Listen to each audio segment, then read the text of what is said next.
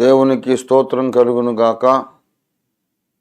ప్రభునందు నాకు అత్యంత ప్రియులారా, మరోసారి అర్ధరాత్రి నూతన దినారంభపు ప్రార్థన మహాపోరాటానికి మీకందరికీ ఆహ్వానం, శుభస్వాగతం, ఘనస్వాగతం, వీరోచిత స్వాగతం పలుకుతున్నాను. రండి ప్రియులారా, దేవుని సన్నిధిలో కొంత సమయమైనా గడపడం మన జీవిత ధన్యత. ఇంతకంటే ధన్యకరమైంది ఇంకా ఏది మానవ జీవితంలో, మన జీవితంలో లేదు. మనం ఎన్నో కార్యక్రమాలు చేస్తూ ఉంటాం. మనం కుటుంబ సంబంధమైనవి, సామాజికమైనవి, ఎన్నెన్నో కార్యక్రమాల్లో మనం పాల్గొంటూ ఉంటాము. కానీ ఇప్పుడు మనం అర్ధరాత్రి గడుపుతున్న ఈ ప్రార్థన పోరాట సమయం కంటే ఎక్కువ ధన్యకరమైనది, ఎక్కువ ఆశీర్వాదకరమైనది ఏది కూడా లేదు పిల్లలు. ఇంతటి అద్భుతమైన అవకాశాన్ని ఆ దేవదేవుడు మనకు అనుగ్రహించాడు. ఇది విచిత్రం. లోక ప్రజలందరూ కూడా పడుకొని నిద్రపోతున్న సమయంలో మనం నిద్ర మేలుకొని ఆ ప్రజల కొరకు మనం ప్రార్థన చేయడం అనేది నిన్ను నన్ను ఆకాశ మండలంలో అన్నిటికంటే పైన ఉన్న యేసయ్య ప్రక్కన కూర్చోబెడుతుంది. యేసయ్య ప్రక్కన మోకరింపజేస్తుంది. ఆయన ఇదే పని చేస్తున్నాడు అక్కడ, మనం ఆ పని ఇక్కడ చేస్తున్నాం. ఎంత గొప్ప ఘనత ఈ ప్రార్థనలో పాల్గొంటున్న వాళ్ళు. ఇక్కడే కాదు, మనమే కాదు, ఎక్కడెక్కడ ఎవరెవరైతే ఆయా సహవాసాల్లో ఆల్ నైట్ ప్రేయర్స్ చేస్తున్నారో వాళ్ళందరిది కూడా పరలోక రాజ్యంలో ఘనమైన స్థానం ఉంటుంది, గొప్ప బహుమానం వారికి కలుగుతుంది. చిన్న మాట ప్రార్థన చేసుకుందాం. ప్రేమ కలిగిన మా మహాపరిశుద్ధ తండ్రి, జీవాధిపతి అయిన మా యేసయ్యానికి స్తోత్రాలు చెల్లిస్తున్నా. ఒక రాత్రంతా మా మీద క్షేమంగా మీరు దాటిపోజేసి ఒక పగలంతా కూడా మా మీద క్షేమంగా దాటిపోజేసి అనేక కార్యక్రమాలు ఒక దినమంతా పగటి పూటంతా మేము నెరవేర్చుకోవడానికి, పనులన్నీ చక్కబెట్టుకోవడానికి కృపనిచ్చి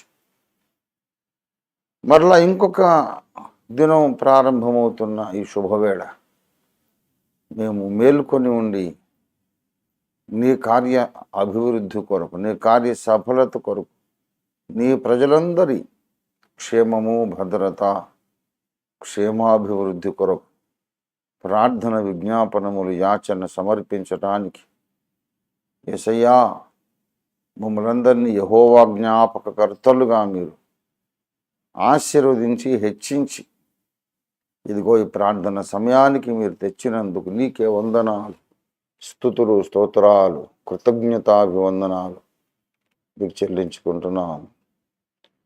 స్వామి, ఈరోజు కూడా ఈ నూతన దినారంభంలో అద్భుతమైన ప్రార్థన సమయాన్ని మాకు ఇవ్వండి.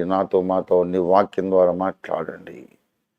బలమైన శక్తివంతమైన ప్రార్థన చేయడానికి మాకందరికీ మెళకువ, భారము, పట్టుదల, పరిశుద్ధాత్మ నడిపింపు దాయిచేయమని యేసయ్య నామములో స్తుతించి ప్రార్థిస్తున్నాం తండ్రి, ఆమేన్.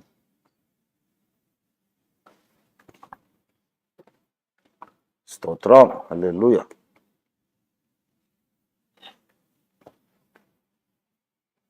దేవునికి మహిమ కలుగును గాక.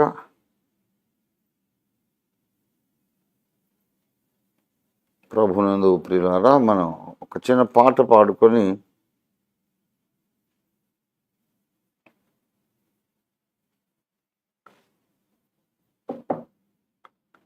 తర్వాత క్లుప్తంగా వాక్యాన్ని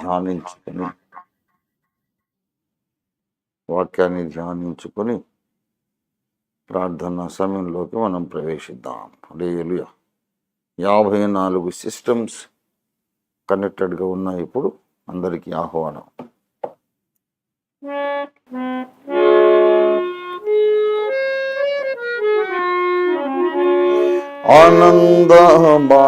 ఆనందమానందమాయను,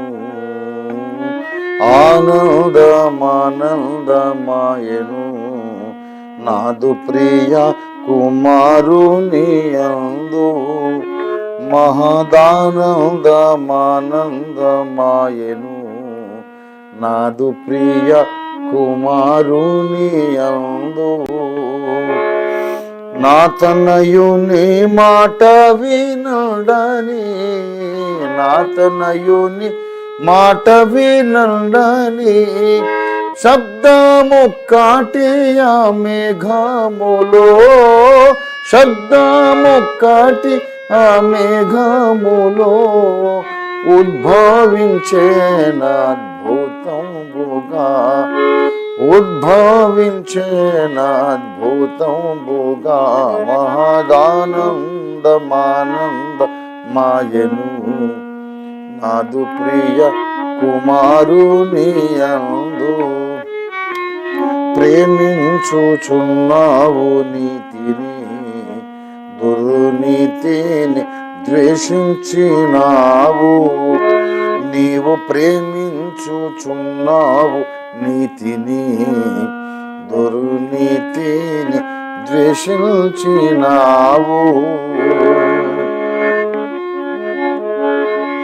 అందుచే నీతోటి వారి కంటే, అందుచే నీతోటి వారి కంటే ఆనంద తైలముతో తండ్రి నిన్ను, ఆనంద తైలముతో తండ్రి నిన్ను అధికంబుగానభిషేకించెను, అధికంబుగానభిషేకించెను మహదానందమానందమాయెను నాదు ప్రియ కుమారుని యందు.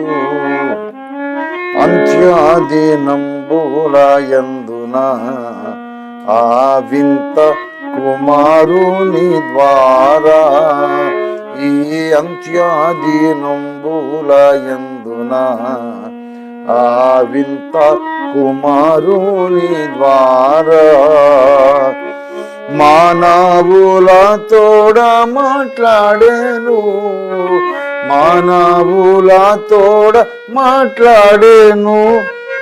సర్వంబునకు తండ్రి తనయుని, సర్వంబునకు తండ్రి తనయుని వారసునిగా నియమించెను, వారసునిగా నియమించెను మహదానందమానందమాయెను నాదు ప్రియ కుమారుని యందు.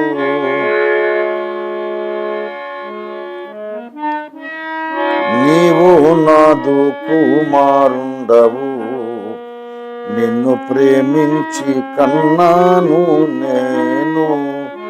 నేడు నీవు నాదు కుమారుండవు, నిన్ను ప్రేమించి కన్నాను నేను.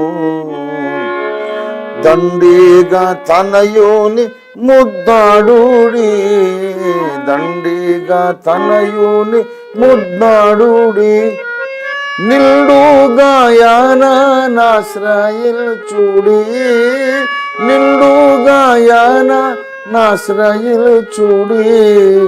రండి రండి ధన్యులు కండి, రండి రండి ధన్యులు కండి మహదానందమానందమాయెను నాదు ప్రియ కుమారుని యందు.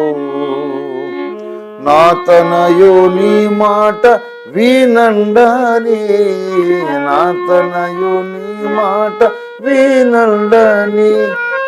శబ్దమొక్కటి ఆ మేఘములో, శబ్దమొక్కటి ఆ మేఘములో ఉద్భవించేన అద్భుతంబుగా, ఉద్భవించేన అద్భుతంబుగా మహదానందమానందమాయెను నాదు ప్రియ కుమారుని యందు. దేవునికి స్తోత్రం. హల్లెలూయా, హల్లెలూయా.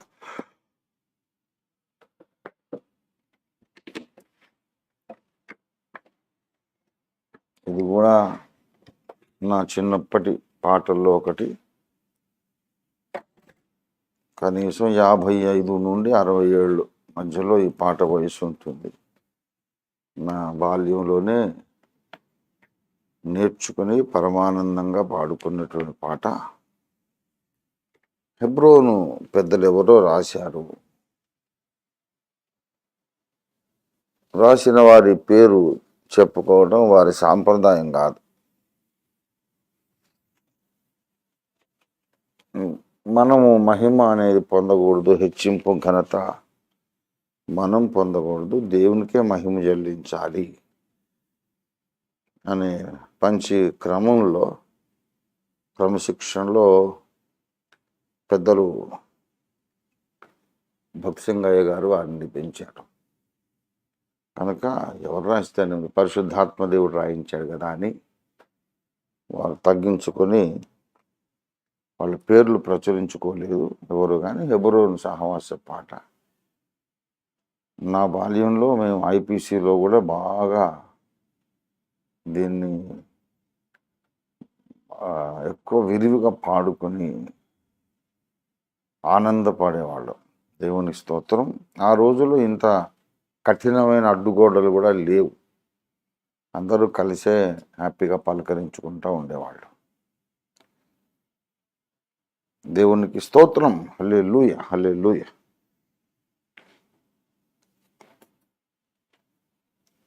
ప్రభునందు ప్రియులారా, మత్తయి సువార్త 8వ అధ్యాయము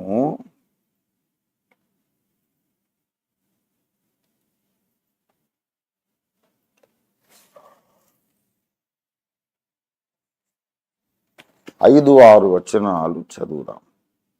8వ అధ్యాయం 5-6 వచనాలు. ఆయన కపెర్నహూములో ప్రవేశించినప్పుడు ఒక శతాధిపతి ఆయన యొద్దకు వచ్చి, ప్రభువా, నా దాసుడు పక్షవాయువుతో మిగుల బాధపడుచు ఇంటిలో పడి ఉన్నాడని చెప్పి ఆయనను వేడుకొనెను. యేసు, నేను వచ్చి వానిని స్వస్థపరచదనని అతనితో చెప్పగా, దేవుడి వాక్యాన్ని మన వినికిడిలో ఆశీర్వదించునుగాక. దేవునికి స్తోత్రం. ప్రియులారా, చిన్న మాట మనం ప్రార్థన చేసుకుందాం. ప్రేమ కలిగిన మా మహాపరిశుద్ధ ప్రభువా, నీ వాక్యం పంపించండి, మాతో మాట్లాడండి, ప్రార్థించుటకు మాకు నేర్పించండి. బలమైన ప్రార్థన మీరే మా చేత చేయించండి, మా నోటితో చేయించండి. యేసునామములో స్తుతించి ప్రార్థిస్తున్నాము తండ్రి. ఆమేన్, ఆమేన్. ప్రభునందు నాకు అత్యంత ప్రియులరా, చదివిన లేఖన భాగంలో అనేక విచిత్రమైన విషయాలు మనకిక్కడ కనబడుతున్నాయి. అనేకమైన విషయాలు, విచిత్రమైన విషయాలు కనపడతా ఉన్నాయి. మొట్టమొదటి విషయం, వచ్చినవాడు ఒక శతాధిపతి. అప్పుడు నడుస్తున్నది రోమా ప్రభుత్వం అని మనకందరికీ తెలుసు. అదేమీ రహస్యం కాదు. రోమా ప్రభుత్వం ఏలుతున్న కాలంలోనే మన రక్షకుడైన యేసయ్య అవతరించారు. గనక శతాధిపతి అంటే రోమా ప్రభుత్వంలో ఒక అధికారి. అంటే ఇతడు రోమియుడు. ఏదో రకంగా జన్మము చేత కానీ, విస్తారంగా డబ్బులు ఇచ్చి, ద్రవ్యం ఇచ్చి కొనుక్కోవడం చేత కానీ రోమా పౌరసత్వం అనేది లేని వాళ్లకు ఇలాంటి ఇంపార్టెంట్ పోస్టులు ఇవ్వరు. గవర్నమెంట్లో శతాధిపతి అంటే ఒక చిన్న బెటాలియన్, 100 మంది సైనికులకు తిరుగులేని నిరంకుశాధికారి. వాళ్ళు ఆయనకే రిపోర్ట్ చేయాలి, ఆయన ఆజ్ఞలు పాటించాలి. ఇతడు ఇట్లాంటి 10 మంది శతాధిపతుల మీద ఒకడు సహస్రాధిపతి ఉంటాడు. అతనికి రిపోర్ట్ చేయాలి, అతని అధికారానికి లోబడాలి. వీళ్ళంతా కూడా రోమా పౌరసత్వము కలిగిన వారు. అంటే ఇశ్రాయేలీయులు కాదు, సున్నతి కలిగిన వారు కాదు, ధర్మశాస్త్రం ఎరిగిన వాళ్ళు కాదు, అబ్రహాము దేవుణ్ణి, ఇస్సాకు యాకోబుల దేవుణ్ణి ఎరిగిన వాళ్ళు కాదు. Is a Roman citizen. ఇది మొట్టమొదటి విషయం. ఈ శతాధిపతి యేసయ్య దగ్గరికి వచ్చాడు. వచ్చి ప్రభువా అని పిలుస్తున్నాడు. దేవునికి స్తోత్రం. ఇతడు చక్రవర్తి ముందుకు పోయినా, ఎంపరర్ సీజర్ దగ్గరికి పోయినా అలాగే ఎస్ మై లార్డ్ అని తల వంచి పిలవాలి, నమస్కరించాలి. ప్రభువా అని యేసయ్యను పిలుస్తున్నాడు. పెద్ద ఆడంబరంగా ఆయన దగ్గర ఏమి రథాలు, గుర్రాలు, సైన్యాలు, కిరీటాలు, భుజకీర్తులేవి లేవు. సాదాసీదాగా ఒక కరుణామూర్తిగా ఆయన దర్శనమిచ్చి దయాపూర్వకమైన మృదువైన మాటలు ప్రజలందరికీ చెబుతూ బోధిస్తూ ఉన్నాడు. ఆయన దగ్గరకు వచ్చి ప్రభువా అని ఈ రోమియుడు పిలిచాడు. ఇదొక విచిత్రమైన విషయం. ఇంకొక విషయము, స్వస్థత కొరకు ఆ శతాధిపతి యేసయ్యను అడుగుతున్నాడు. నా ఇంట్లో ఒక వ్యక్తి పక్షవాయువుతో మిగుల బాధపడుచున్నాడు, ఇంటిలో పడి ఉన్నాడు, దయచేసి నా దాసుని స్వస్థపరచుము, నా దాసుని స్వస్థపరచు. ఆ జబ్బుతో ఉన్నవాడు, పక్షవాయువు గలవాడు, ఈయన కొడుకు కాదు, ఈ శతాధిపతికి కొడుకు కాదు, తమ్ముడు కాదు, ఇంకే రకంగా కూడా చుట్టము కాదు, దాసుడు. అసలు ఆ రోజుల్లో దాసులు అనే వాళ్ళకు పెద్ద విలువే లేదు. ఇంట్లో మనం పెంపుడు చేసిన, మచ్చిక చేసిన జంతువులను కొనుక్కుంటాం కదా, గేదెలను కొనుక్కుంటాము, తర్వాత కుక్కలను పెంచుకుంటాము, గుర్రాలను పెంచుకుంటాము. వాటికన్నా వీళ్ళకు పెద్దగా ఏమి ఎక్కువ హోదా ఉండదు, స్టేటస్ ఉండదు. దాసుణ్ణి ఈ శతాధిపతి పెద్దగా పట్టించుకోవాల్సిన అవసరం లేదు. ఇంట్లో పని చేస్తాడని పెట్టుకున్నాడు. వాడు పనికి రాకపోతే, పని చేయలేకపోతే, ఆరోగ్యం సరిగ్గా లేకపోతే వాడిని తోలేయచ్చు. వెళ్ళరా, నీ పన్ను, నీ దారి నువ్వు చూసుకో, నీతో నాకు ఏం ప్రయోజనం లేదు, నీకు పెట్టే తిండి కూడా దండగా, ఏడు నీ దారిని వెళ్ళు అని తోలేస్తే వాడేం కేసు పెట్టలేడు, ఎవరికి చెప్పుకోలేడు, చెప్పుకున్న ఎవరు వినరు, అరణ్య రోదనమే. మరి అంతే కదండి. పెద్ద ఆయనకి నువ్వు పని చేస్తావని ఇంట్లో పెట్టుకున్నాడు, పని చేయలేని పరిస్థితిలో ఉన్నావు, తోలేశాడు. ఉట్టిగా తేరగా ఇంట్లో కూర్చోబెట్టుకొని బ్రతుకంతా ఈ దండగం మారి మనిషికి తిండి పెడతా ఉంటాడా, భోజనం పెడతాడా ఆయన? మళ్ళీ కంప్లైంట్ చేస్తామేంట్రా, ఇల్లు ఏదో దారి చూసుకోలేకపోతే ఎక్కడన్నా దూకి చావు అనేస్తారు సమాజం. దిక్కు లేనివాడు, హక్కులు లేనివాడు, ఎలాంటి హక్కులు లేవు, తోలేసేయచ్చు శతాధిపతి. తోలితే వెళ్ళడానికి కూడా వాడికి కాళ్ళు చేతులు లేవు, నడవలేడు. ఎందుకనుకుంటే సింపుల్గా కత్తి తీసి చంపేసేయచ్చు. ఎవరు అడగరు, ఎందుకు చంపేవాడిని అడగరు. వాడు నాకు పనికొచ్చేవాడు కాదు, చంపేశానంటే ఎవ్వరు అడగరు. అటువంటి దయనీయ స్థితిలో ఉన్నటువంటి నిస్సహాయుడైనటువంటి ఒక దాసుడి కోసం ఒక ఉన్నతాధికారి ఉన్నతాధికారి. శతాధిపతి అంటే మంచి జీతాలు ఉంటాయి, మంచి ధనవంతుడై ఉంటాడు, మంచి ఆస్తిపరుడై ఉంటాడు, సమాజంలో గొప్ప ఘనమైన స్థానం ఉండి ఉంటుంది అతనికి. అతను వచ్చి ప్రభువా రమ్ము, ఏదో తన కొడుకు కోసం అడిగినట్టు అడుగుతున్నాడు. నా ఇంట్లో నా దాసుడికి ఆరోగ్యం బాగోలేదయ్యా, అతన్ని స్వస్థపరచు అని అడుగుతున్నాడు. ఎంత ఆశ్చర్యమో చూడండి. యేసు ప్రభు వారు అతన్ని చూసి, సరే మంచిది, నేను వచ్చి వానిని స్వస్థపరచెదను అని యేసయ్య అన్నాడు. నేను వస్తాను బాబు పద అని అంటే, వద్దొద్దు ప్రభువా, నీవు నా ఇంట్లోకి రావడం ఏంటి? నీవు నా ఇంట్లోకి వచ్చుటకు నేను పాత్రుడను కాదు, యోగ్యుడను కాదు. నా ఇంట్లో అడుగు పెడతావా తండ్రి? మేమెంతటి వాళ్ళం నీ ముందు? నీవు అడుగు పెట్టడానికి మా ఇల్లు యోగ్యమైనది కాదు, నేను యోగ్యమైన వాడిని కాదు. నువ్వు ఒక మాట చెప్పవయ్యా, వాడు బాగైపోతాడు అంటున్నాడు. యూదుడు కాడు, ధర్మశాస్త్రమునకు కట్టుబడినవాడు, ధర్మశాస్త్రము ఎదిగినవాడు కాదు. మరి అతను అంటాడు, మీరు రావడం ఏంటి ప్రభువా? ఒక మాట చెప్పేసి, అదేంటి మాట చెప్తే ఎలా బాగుపడతాడు నీ దాసుడు అంటే, మరి నేను కూడా అధికారానికి లోబడిన వాడును కదా అంటాడు 9వ వచనంలో.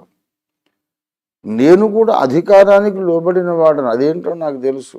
నా పై అధికారి ఉన్నాడు, సహస్రాధిపతి. ఆయన ఆజ్ఞాపిస్తే నేను మళ్ళీ చిత్తం యజమానుడా అని పని చేయాల్సిందే, కానీ అలా ఎందుకు ఇలా ఎందుకు అని ఆయనతో హసుకేసుకోవడానికి, ముచ్చట్లాడడానికి అవకాశం ఉండదు. అలా మాట్లాడితే తలదీయించేస్తారు. అంత స్ట్రిక్ట్ డిసిప్లిన్ ఉంది రోమన్ ఆర్మీలో. నేను కూడా ఒకరిని అధికారానికి లోబడ్డాను. అధికారము కలిగిన వాడు మాట్లాడితే ఎవరైనా లోబడాల్సిందే, నాకు తెలుసుగా. నేను కూడా అధికారం కలవాణ్ణే. ఒక అధికారానికి లోబడ్డాను, ఇంకో కొందరి మీద నేను అధికారం కలవాణ్ణి, శతాధిపతిని.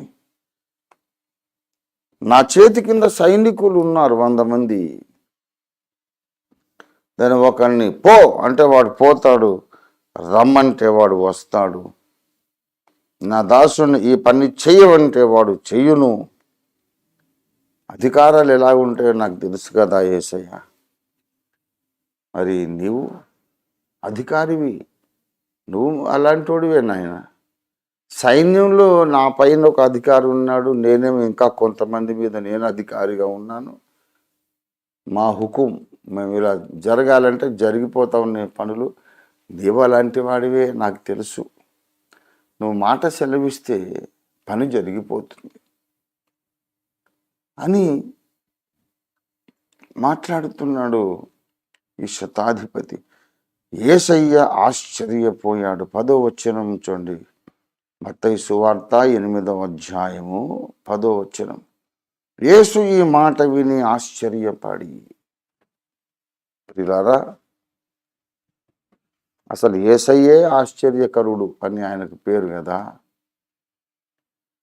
యెషయా గ్రంథము 9వ అధ్యాయం 6వ వచనము మీరు చదవనక్కర్లేదు, మీకు బాగా తెలుసు. యేసయ్య ఆశ్చర్యకరుడు,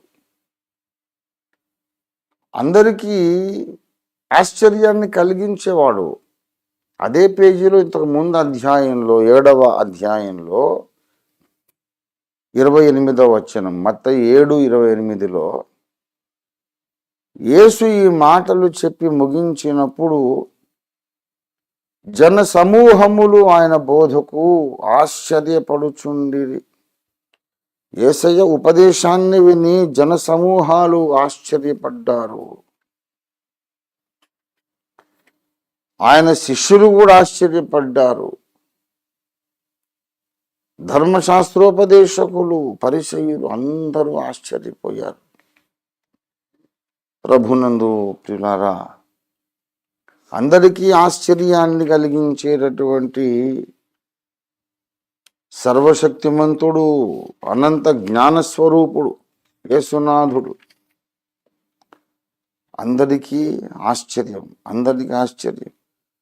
మత్తయి 22:33 ఆయన సజీవులకే దేవుడు గాని మృతులకు దేవుడు కాడని వారితో చెప్పెను. జనులు అది విని ఆయన బోధకు ఆశ్చర్యపడిరి. 22వ అధ్యాయంలో మరి హేరోదీయులు పరిసయ్యులు కలిసి వచ్చారు. పిల్లరా, పరిసయ్యులు హేరోదీయులు కలిసి వచ్చి 22వ అధ్యాయంలోనే కైసరుకు పన్ను ఇచ్చుట న్యాయమా కాదా అని అడిగారు. యేసుప్రభు వారిని ఇరికిద్దాం, మాటలు ఏదో తప్పులు ఇరికిద్దామని. యేసయ్య చెప్పిన సమాధానాన్ని విని కైసరివి కైసరికి ఇవ్వండి, దేవునివి దేవునికి ఇవ్వండి అని చెబితే 22వ వచనంలో వారి మాట విని ఆశ్చర్యపడి ఆయనను విడిచి వెళ్ళిపోయిరి. పరిసయ్యులకు సద్దూకయులకు ఆశ్చర్యం, జనసమూహములకు ఆశ్చర్యం. అందరికీ ఆశ్చర్యం కలిగించేవాడు యేసయ్య. పిలాతును కూడా ఆశ్చర్యపరిచాడు. మత్తయి సువార్త 27వ అధ్యాయము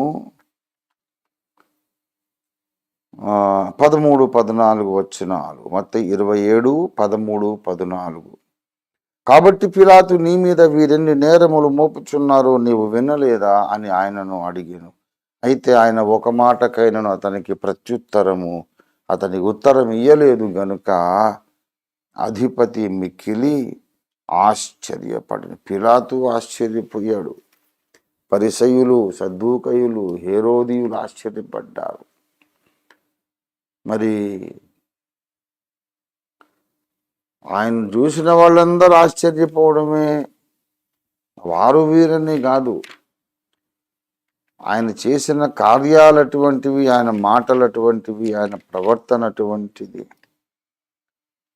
మరి లూకా 2వ అధ్యాయము 47వ వచనములో, లూకా 2:47లో యెరూషలేము దేవాలయములో యేసు 12 ఏళ్ల ప్రాయంలో సమాజ మందిరపు దేవాలయపు అధికారులు బోధకులు మధ్యలో కూర్చొని ప్రశ్న అడుగుతూ ఉంటే, అనేక ప్రశ్నలు సంధించి అడుగుతూ ఉంటే,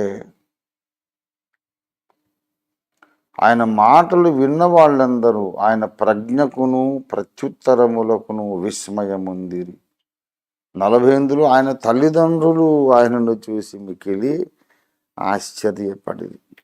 యేసు ఆశ్చర్యకరుడు. తనను కన్న తల్లికి ఆశ్చర్యకరుడు, ఆశ్చర్యాన్ని కలిగించాడు. కనకపోయినా తండ్రిగా సమాజంలో చలామణి అయిన యోసేపుకు ఆశ్చర్యం కలిగించాడు. మరి పిలాతుకు ఆశ్చర్యం కలిగించాడు. సద్దూకయులకు, పరిసయ్యులకు, హేరోదీయులకు ఆశ్చర్యం కలిగించాడు. తన విమర్శకులకు ఆశ్చర్యం కలిగించాడు. జనసమూహములకు ఆశ్చర్యం కలిగించాడు.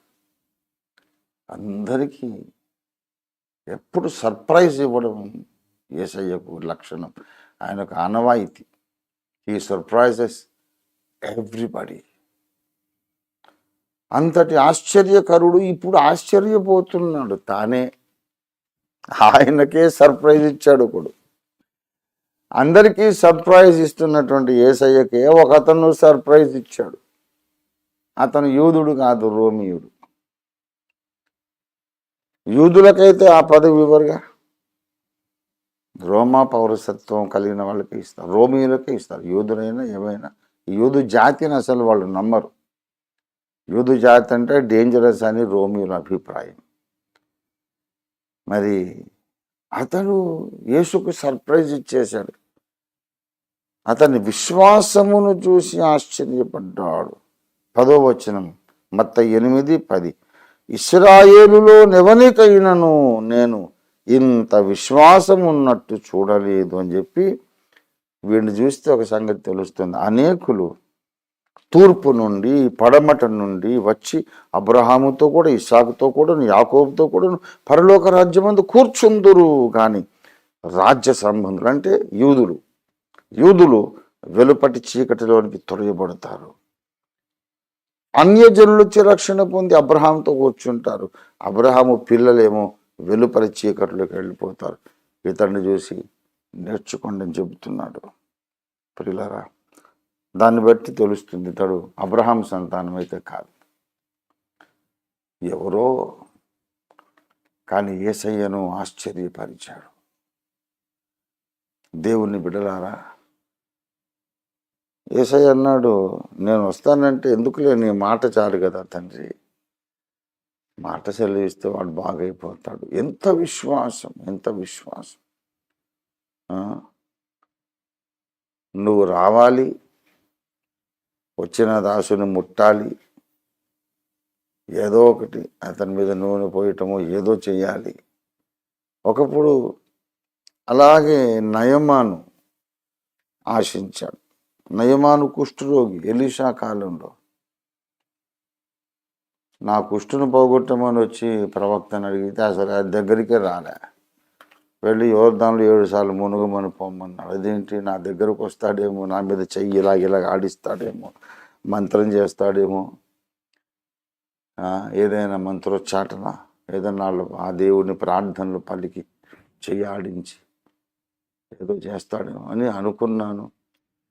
మునగడానికి యోర్దానే ఉందా, మా దేశంలో ఇంకా శ్రేష్టమైన నదులు లేవా అని కోప్పడ్డాడు నయమాను. సిరియా సైన్యాధిపతి అయిన నయమాను విజ్ఞాపకం ఉండే ఉంటుంది. యేసయ్య వచ్చి ఏదో చమత్కారం చేయాలని అతను ఆశిస్తే అది న్యాయం, ఆశిస్తే న్యాయమే. యేసయ్య వస్తాను అంటున్నా సరే, వద్దు ప్రభువా, నీకు అంత శ్రమ ఎందుకో, మాట చెప్పు చాలు, నీ మాటే చాలు, నీ మాటే చాలు. యేసు మాట మీద ఈ అన్యుడికున్నంత విశ్వాసం ఇవాళ విశ్వాసులకు ఉందా? క్రైస్తవులకు ఉందా? మాట సరిపోదు. ఒకసారి గుంపులో ప్రార్థన చేస్తాం. గుంపులో ప్రార్థన చేయించుకున్న తర్వాత వాళ్ళు వచ్చి మళ్ళీ లైన్ కడతారు.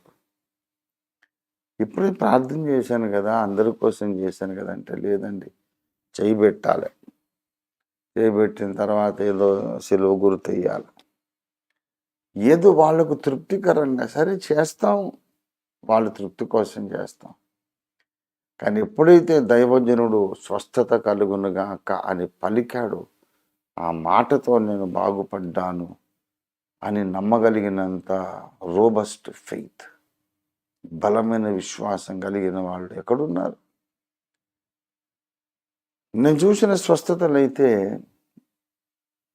ఊరికే ప్రసంగ పరిచర్య జరుగుతుంటే, వాక్యోపదేశం ద్వారా సత్య ప్రత్యక్షం కలుగుతూ ఉంటే, అందరి మనస్సులు ఆ ప్రత్యక్షతలో నిమగ్నమై లీనమైపోయి ఉంటే, తెలియకుండానే రోగాలు నొప్పులన్నీ కూడా పారిపోయిన సందర్భాలు వందలు వేల కొద్దీ నేను చూశాను. మా సంఘంలోనే జరుగుతాయి.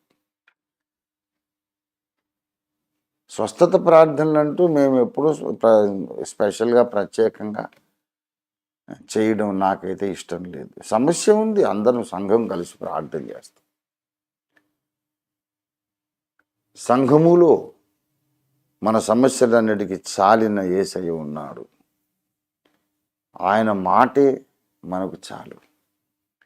దైవజనుడు ఒక మాట పలికితే, సంఘము ఆమీన్ అని పలికితే ప్రచండమైన దైవశక్తి రిలీజ్ అవుతుంది అనేది నా విశ్వాసం. చెయ్యించి ప్రార్థన చేయమని అడగడం తప్పు కాదు, నూనె పెట్టి ప్రార్థన చేయమనడం తప్పు కాదు, నేను తప్పని చెప్పట్లేదు. కానీ 12 ఏండ్ల రక్తస్రావ రోగి అయినటువంటి స్త్రీ, ఆమె ఎలా బాగుపడింది? అసలు మాట కూడా కోరలేదు. ఆమె మాట కోరుకోలేదు, ఆయన దృష్టిలో పడాలనే కోరుకోలేదు. ఆయన మైండ్, ఆయన దృష్టి నా మీద పడాలి, ఆయన మైండ్ నా మీద కాన్సన్ట్రేట్ కావాలి అని అనుకోలేదు. ఆయన ఎంతో పని మీద ఉన్నాడు బిజీగా, ఆయన ఎందుకు అనవసరంగా డిస్ట్రాక్ట్ చేయడం. ఆయన పని మీద వెళ్ళిపోతున్నాడు, జనసమూహాలు క్రిక్కిరిసి ఉన్నారు, తొక్కిసలాట తోపులాట జరుగుతూ ఉన్నది. వెనక నుండి ఆయన వస్త్రపు చెంగు దొరికితే అలా ముట్టుకుంటే చాలు, నేను బాగుపడిపోతాననుకున్నది ఆమె. యేసు ప్రభు శక్తిని మనం ఎంతగా నమ్ముతున్నామో కూడా కొలత వేసుకుంటాడు.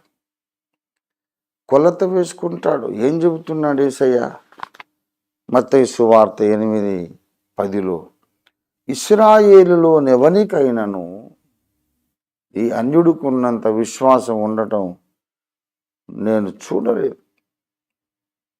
ఇతడు ఇశ్రాయేలీయుడు కాదు కానీ ఇంత విశ్వాసం ఉంది.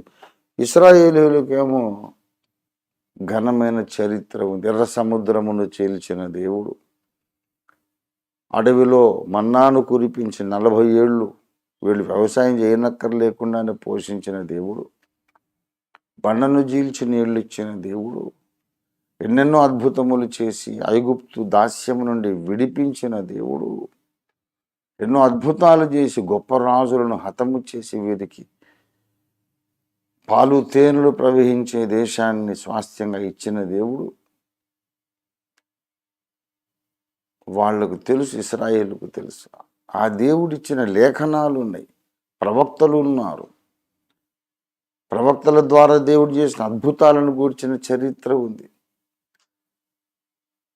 ఇంత ఉన్న తర్వాత ఇశ్రాయేలులో ఎవ్వరికి కూడా ఇతనికి, ఈ అన్యుడికి ఉన్నంత విశ్వాసం లేదట. యేసు ప్రభు వారు చెప్తున్న సాక్ష్యం. ఆయన ఆశ్చర్యపోయాడు. ప్రభునందు ప్రియులారా, మనము యేసయ్యను ఆశ్చర్యపరిచేటట్టుగా మనం ఉండాలి. యేసు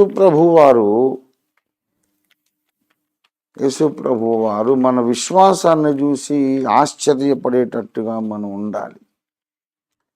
ఏంట్రా ఇంత విశ్వాసం, ఏంటి వీళ్ళకి ఇంత విశ్వాసం, ఎంత ఆశ్చర్యం అని యేసయ్య అనుకోవాలి. అంతేగాని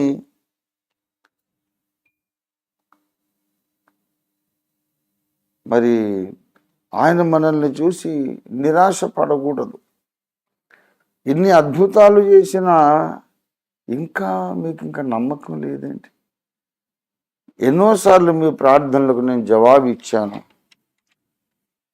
ఎన్నోసార్లు మీ ఆశలు నేను తీర్చాను, మీ సమస్యలు నేను తీర్చాను, ఎన్నోసార్లు మీరు నా ద్వారా పరిష్కారాలు పొందారు. మరి మీరు ఇంకా ఎందుకు నన్ను నమ్మలేకపోతున్నారు? కొన్నిసార్లు యేసుప్రభు వారి శిష్యులను చూసి కూడా ఆశ్చర్యపోయారు. మీరు ఇంకా ఇంత అవిశ్వాసులా, ఇంకా మీరు నమ్మలేకుండా ఉన్నారా, ఎందుకు ఇలాగ మీరు నమ్మలేకపోతున్నారని యేసుప్రభు వారు గద్దించిన సందర్భాలు. Why can't you believe in spite of seeing so many miracles? ప్రభునందు ప్రియులారా, మన అవిశ్వాసాన్ని చూసి ఆశ్చర్యపడేటట్టుగా మనం ఉండొద్దు. యేసు ప్రభువు వారు ఆశ్చర్యపడాలి కానీ మన విశ్వాసాన్ని చూసి ఆశ్చర్యపడాలి కానీ మన అవిశ్వాసాన్ని చూసి ఆశ్చర్యపడకూడదు. ఇంకొక సందర్భం ఉంది. విశ్వాసాన్ని చూసి యేసయ్య మెచ్చుకున్నటువంటి విశ్వాసం ఒక సందర్భం. దేవుని బిడ్డలారా, మార్కు సువార్త 7వ అధ్యాయంలో 26, ఈమె కూడా సురోఫెనికయ వంశస్థురాలు, అంటే ఈమె గ్రీసు దేశస్థురాలు, ఆమె అన్యురాలు, అన్య జనాంగం, ఆమె అబ్రహాం సంతానం కాదు. ఆమె వచ్చి నా కుమార్తెల్లో ఒక కుమార్తె ఉంది, ఆమెకు చిన్న కుమార్తె. ఆ కుమార్తెకు దయ్యం బట్టి ఆ దయ్యాన్ని వెళ్ళగొట్టమని యేసయ్యను వేడుకున్నది. యేసుప్రభు ఆమె విశ్వాసాన్ని పరీక్షించడానికి అన్నాడు. నువ్వు అన్య స్త్రీవి కదా, అన్య జనాంగపు స్త్రీవి కదా. ఇప్పుడు నేను వచ్చింది ఇశ్రాయేలు వంశం దగ్గరికి వచ్చాను. పిల్లలది నేను రొట్టె ముక్కలు తీసి కుక్క పిల్లలకి వేయొద్దు కదా. నా అద్భుత కార్యాలు యూదుల కొరకే కానీ అన్యుల కొరకు కాదు, నీ కొరకు నేను చేయకూడదు అనేశాడు. ఆమెను పరీక్షించడానికి. నిజంగా అన్యులకు నేను చేయను అనేవాడైతే మరి ఇంతకుముందు మత్త 8వ అధ్యాయంలో ఆ శతాధిపతి పిలుపుకు కూడా అదే మాట అనాలిగా. అన్యులకు ఎవరికి నేను మేలు చేయను అనేవాడు కాదు ఆయన, ఈమెను పరీక్షించడానికి అన్నాడు. అంటే ఆమె ఏమన్నదంటే, నిజమే ప్రభు, ఆమె ఇంకొక పిల్లలమే అనుకో. అయినా కుక్క పిల్లలు కూడా కింద ఉంటాయి కదా, పిల్లలు తినేటప్పుడు ఒక ముక్క కింద పడితే అందుకొని తినవా? అలాగనుకో.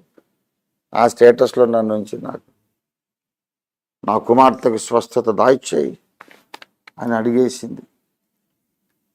అప్పుడు యేసయ్య అన్నాడు, ఈ మాట చెప్పినందున వెళ్ళు. 29వ వచనం, మార్కు 7:29.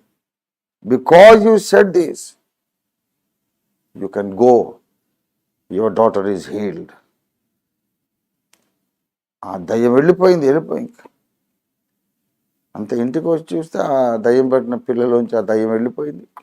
చక్కగా మాట్లాడుతూ ఉంది ఆ పిల్ల, హ్యాపీగా ఉంది, హెల్దీగా ఉంది. దేవునికి స్తోత్రం. దేవుని బిడ్డలారా, చాలాసార్లు అన్యుల గొప్ప విశ్వాసాన్ని చూసి యేసయ్య ఆశ్చర్యపడ్డాడు, ప్రశంసించాడు. కానీ మార్కు సువార్త 9వ అధ్యాయంలో చూస్తే 19, విశ్వాసము లేని తరము వారలారా, నేను ఎంతకాలము మీతో ఉందును, ఎంతవరకు మిమ్మును సహింతును అని ఆయన తన శిష్యులను అంటున్నాడు. ఒకడు వచ్చాడు జనసమూహంలో, ఒకడు, బోధకుడా, మూగదయ్యము పట్టిన నా కుమారుని నీ వద్దకు తెచ్చాను. అది ఇంతకుముందు నీ శిష్యులను కూడా అడిగాను ఆ దయ్యాన్ని వెళ్ళగొట్టమని, కానీ వాళ్ళ వలన కాలేదు. ఇప్పుడు నీ దగ్గరికి వచ్చానయ్యా, దయతో సహాయం చేయమని అడిగాడు. అప్పుడు యేసయ్య అన్నాడు, శిష్యులను చూసి, ఇంత అవిశ్వాసమా, ఎంతకాలం మిమ్మల్ని సహించాలి అని అన్నాడు. యేసయ్య గద్దించగానే ఆ దయ్యం వెళ్ళిపోయింది. కొన్నిసార్లు కొంతమంది మనుషుల అపనమ్మికను చూసి యేసయ్య ఆశ్చర్యపోతున్నాడు. కొంతమంది యొక్క విశ్వాసాన్ని చూసి ఆశ్చర్యపోతున్నాడు. ఆశ్చర్యకరుడైన యేసుకు కలుగుతున్న 2 ఆశ్చర్యాలు. కొంతమంది తమ అపనమ్మిక చేత, అవిశ్వాసము చేత యేసయ్యను సర్ప్రైజ్ చేస్తున్నారు. మరికొంతమంది తమ గొప్ప విశ్వాసము చేత, విధేయత చేత యేసుకు సర్ప్రైజ్ ఇస్తున్నారు, యేసును ఆశ్చర్యపరుస్తున్నారు. మనము యేసుకు సర్ప్రైజ్ ఇద్దాం, కానీ మన మూర్ఖత్వంతో, అవిధేయతతో కాదు, మన అపనమ్మికతో కాదు. యేసును మనం ఎంతగా నమ్మాలి అంటే అసలు ఆయనకే ఆశ్చర్యం అనిపించేటంతగా మనం ప్రభువును నమ్మాలి. దేవునికి స్తోత్రం కలుగును గాక. ఒక మనిషి నన్ను ఇంతగా నమ్మగలడా, ఇంతగా నాకు అప్పగించుకోగలుగుతాడా, ఇంతగా నాపై ఆధారపడగలుగుతాడా ఒక మనిషి? ఎంత విచిత్రము, వీళ్ళు నన్ను ఇలా నమ్ముతున్నారు అని యేసు అనుకునేటట్టుగా మనం ఆయనను నమ్మాలి. My son, my daughter, I'm surprised seeing you trusting me so much. I'm surprised by seeing your faith in me. What a faith, what a great faith you have in me. ఎంత గొప్ప విశ్వాసం నా కుమార్తె నీకు నా మీద ఉంది, ఎంత గొప్ప విశ్వాసం అని అనేటంతగా యేసు రక్షకుడు ఆశ్చర్యపడేటంతగా మనం ఆయనను నమ్మాలి. విశ్వాసము లేకుండా దేవునికి ఇష్టలమై ఉండుట అసాధ్యం. చాలామంది ఆనవాయితీగా ప్రార్థనలు చేస్తారు, ఆచారరీత్యా ప్రార్థనలు చేస్తారు, అలవాటుగా ప్రార్థనలు చేస్తారు. లెనార్డ్ రావెన్ హిల్ గారు వై రివైవల్ టారీస్, ఉద్యమం ఎందుకు ఆగిపోతుంది అనే గ్రంథంలో అంటారు, హన్నా ప్రార్థన వాడుక కాదు, వేడుక కాదు. వాడుక చొప్పున కాదు, వేడుక కోసం కాదు ఆ అమ్మ ప్రార్థన చేసింది. హన్నా ప్రార్థనలో మాటలు లేని ప్రార్థన, ఉచ్చరింప శక్యము కానీ మూలుగులతో నిండిన ప్రార్థన హన్నా ప్రార్థన. ఆమె అడిగినది పొంది వెళ్ళింది. ప్రియ దేవుని బిడలారా, మనం ప్రార్థన చేస్తున్నాం, అయితే యేసయ్య మన విశ్వాసాన్ని కొలుస్తున్నాడు. ఇవాళ పాలల్లో నీళ్లు కలిసినాయా లేదా చూడ్డానికి ఒక మీటర్, ఒక కొలబద్ద ఉంది, ఒక ఉపకరణం ఉంది. పెట్రోల్లో డీజిల్లో ఏదన్నా కల్తీ ఉన్నదా చూడ్డానికి ఒక ఉపకరణం ఉంది. యేసయ్య దగ్గర కూడా ఉంది ఒక ఉపకరణం. మన ప్రార్థనలో ఎంత విశ్వాసం ఉంది, మన హృదయంలో దేవుని మీద ఎంతగా మనం ఆధారపడుతున్నాము, విశ్వాసంతో ప్రార్థన చేస్తున్నామా లేక అవిశ్వాసంతో ప్రార్థన చేస్తున్నామా? చూడగలిగే శక్తి ఆయనకుంది లేదా? మనిషే ఈ పాలల్లో నీళ్లు ఉన్నాయా లేదా, పెట్రోల్ ఏమన్నా కలిసిందా అని చూడ్డానికి ఉపకరణాలు మనిషే కనిపెడితే దేవుడి దగ్గర ఆ శక్తి ఉండదా? చాలామంది పెద్ద సమస్య తీసుకొని వస్తారు, బలంగా ప్రార్థన చేసి గద్దించి ఆ సమస్యను బంధించి వెళ్ళిపోమని ఆజ్ఞాపించిన తర్వాత, దేవానికి స్తోత్రం నన్ను ముట్టావని దేవుని స్తుతిస్తూ వెళ్ళిపోవాలి కదా. ఆ సమస్యను బంధించి గద్దించి వెళ్ళిపోమని ఆజ్ఞాపించిన తర్వాత దాన్ని స్వతంత్రించుకోరు, మళ్ళీ కూర్చొని ఆ సమస్య అంతా వివరిస్తూ ఉంటారు. ఎందుకు? అవసరమా మళ్ళీ చెప్పడం? గద్దించాము, వెళ్ళిపోతుంది అది. మళ్ళీ దాన్ని గుర్తు చేసుకొని మళ్ళీ దాని గురించి ముచ్చట చెప్పినప్పుడు అది మళ్ళీ వస్తుంది, అమ్మాయి పిలిచిందని, అతను పిలిచాడని. ఏంటి బాబు పిలిచావు, కావాలా, నేను రావాలా, ఇది వస్తున్నాను, వచ్చేస్తాను. ప్రార్థన చేసినప్పుడు దేవుడు దాని గురించి బాధ్యత తీసుకున్నాడు, దేవునికి అప్పగించాం, 100% గ్యారంటీగా పరిష్కారం అయిపోతుంది. ఇక మళ్ళీ దాని గురించి నేను మాట్లాడను, పరిష్కారం కొరకు స్తుతిస్తానంతే అన్నటువంటి విశ్వాసం చాలా తక్కువ మందిలో చూశాను నేను. చాలామంది సమస్యలు తీసుకొస్తారు, ప్రార్థన చేశాక మళ్ళీ సమస్య గురించి మాట్లాడుతుంటారు. ఇలాగ ప్రతి దైవజనులందరి దగ్గర చేస్తారు. ప్రతి పాస్టర్ గారు, ప్రతి దైవజనుడు వాళ్ళ ఊరికి ఎవరు వచ్చినా వాళ్ళ దగ్గర ఇలాగే చేస్తారు. ప్రార్థన చేయించుకొని మళ్ళీ ఆ సమస్య గురించి జ్ఞాపకం చేసుకుంటూ ఉంటారు. పోదు ఆ సమస్య, వాళ్ళ దగ్గరే ఉంటుంది, కాపురం చేస్తుంది. అలాగా కొంతమంది 20 ఏళ్ళు, 25 ఏళ్ళు, 30 ఏళ్ళు సమస్యతో కాపురం చేస్తుంటారు, కానీ దాన్ని వదిలించుకోరు. ఎందుకంటే ప్రార్థించినప్పుడు నీకున్న మెంటాలిటీ, మైండ్ సెట్ చాలా ప్రాముఖ్యం. ఒక సమస్య పరిష్కారం కొరకు ప్రార్థించినప్పుడు అడుగునప్పుడెల్లా, అడిగినదెల్లా పొంది ఉన్నామని నమ్ముడి అన్నాడు యేసయ్య. నమ్మి ప్రభువును స్తుతించాలి. ఎన్నోసార్లు ఇట్లా అనుకున్నామండి, భంగపడ్డాం కదా అని అనకండి. మళ్ళీ నమ్మాలి, మళ్ళీ వాళ్ళు నమ్మాలి, ఎన్నిసార్లైనా నమ్మాలి. అన్యాయస్థుడైన ఆ న్యాయాధిపతి,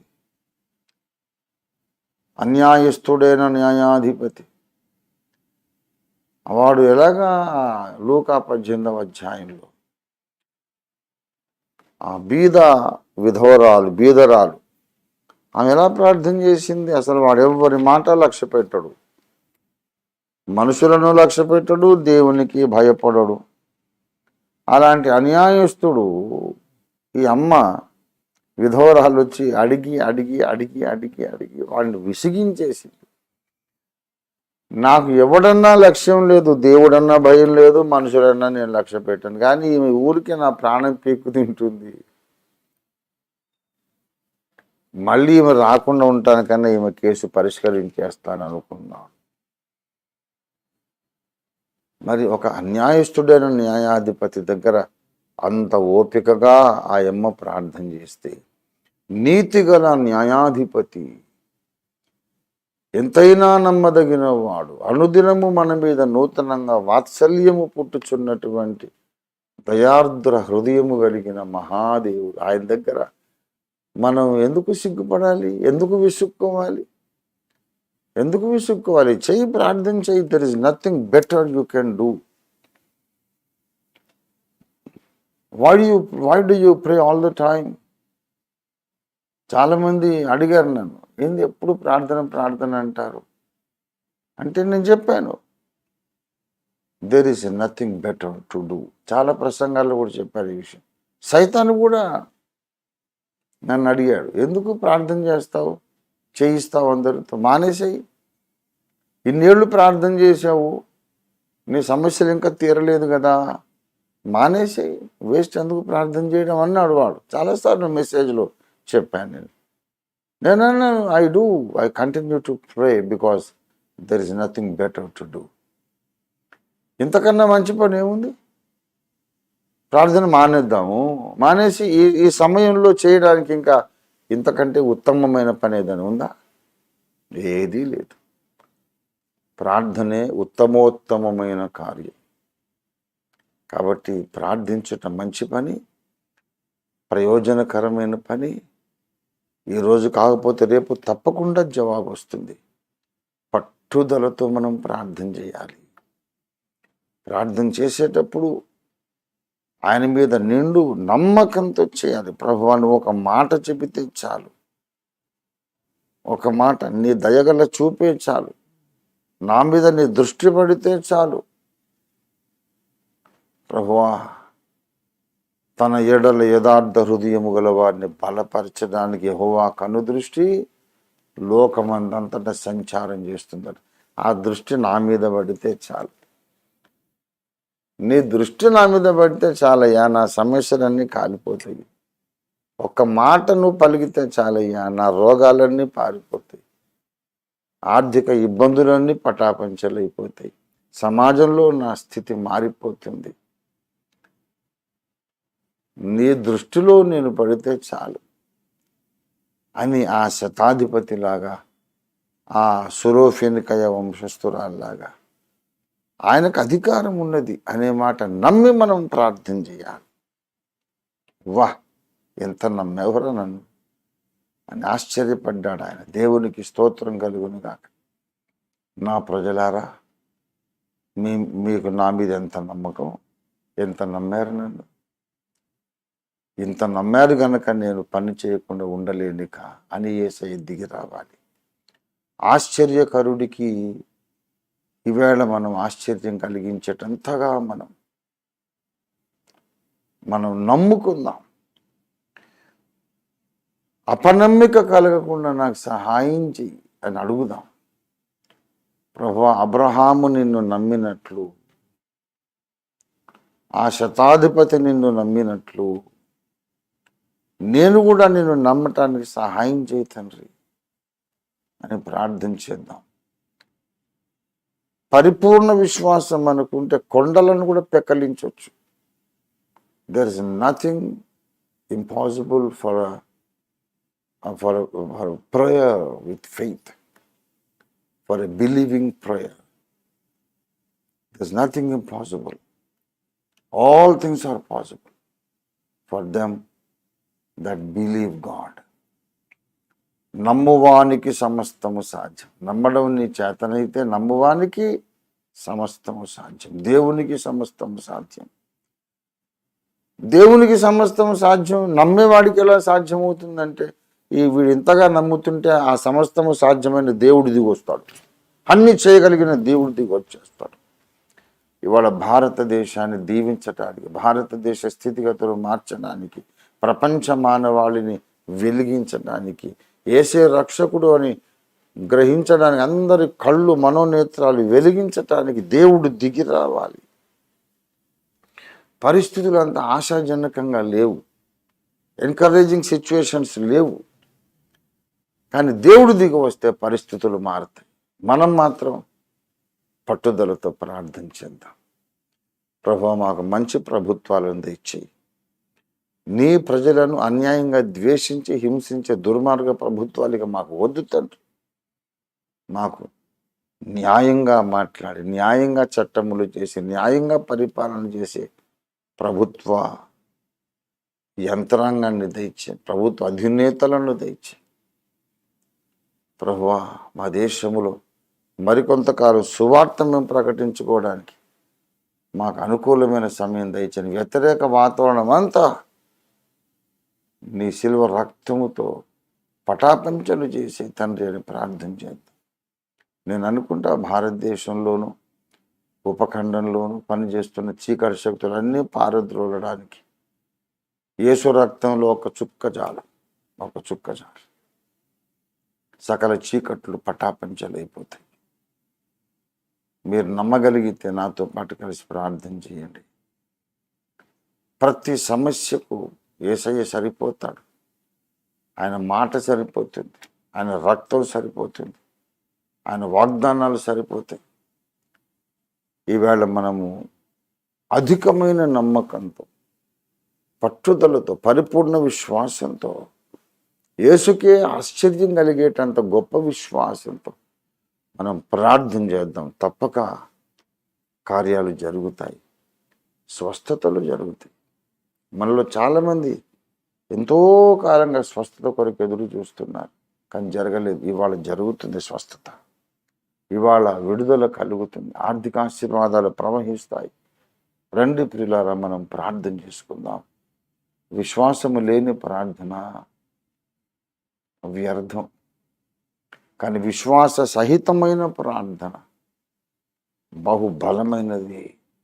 దేవుడు గొప్ప కార్యాలు తప్పక చేస్తాడు.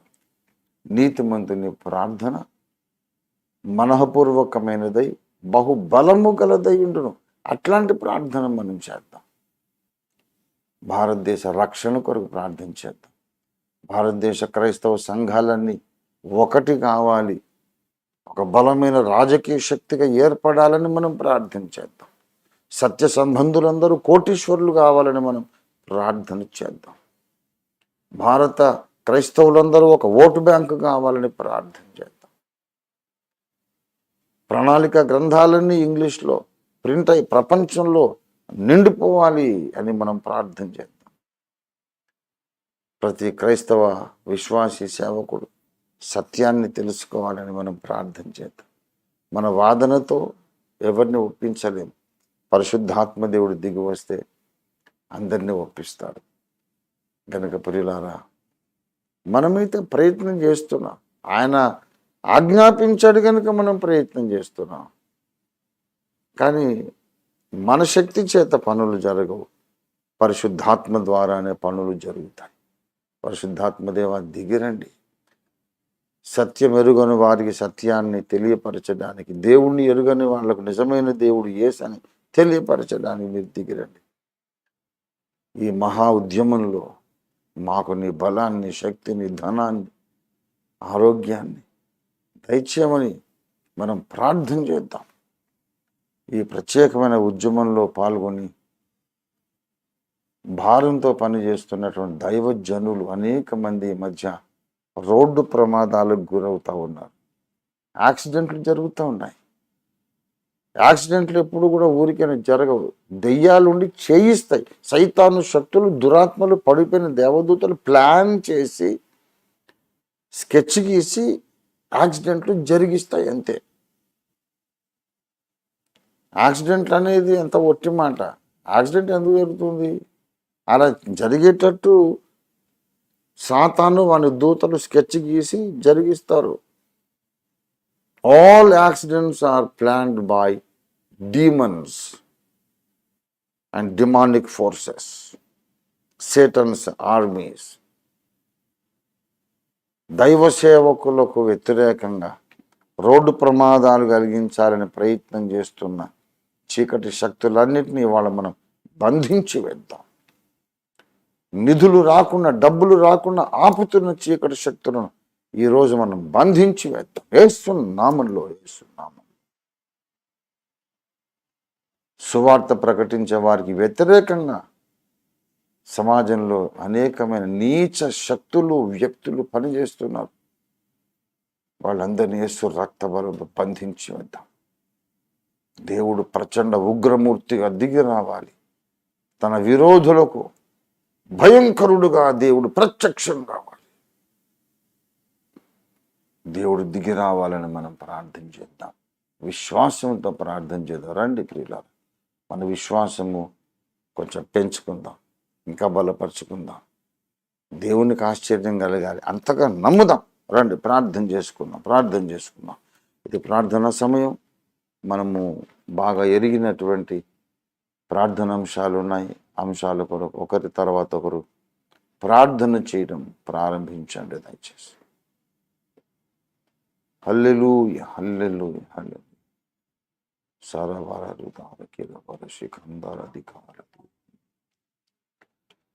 సిధార బాహుంగల ధికార ధర పరశుందర వికార